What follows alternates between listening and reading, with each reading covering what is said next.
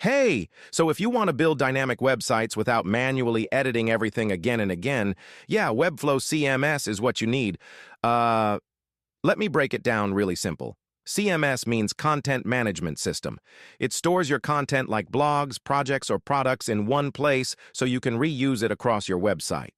First, go to the CMS panel and click Create New Collection. You can pick a template like blog posts. Next, you add fields. This is basically your structure. Categories. This decides how your content will look later. Now you start adding items into your collection, like individual blog posts or projects.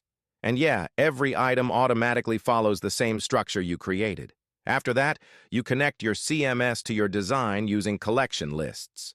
So instead of adding everything manually, Webflow pulls the data automatically and updates your layout in real time, so super powerful. And that's basically how CMS collections work. Once you get this, building and updating websites. Hey guys, if your Webflow layout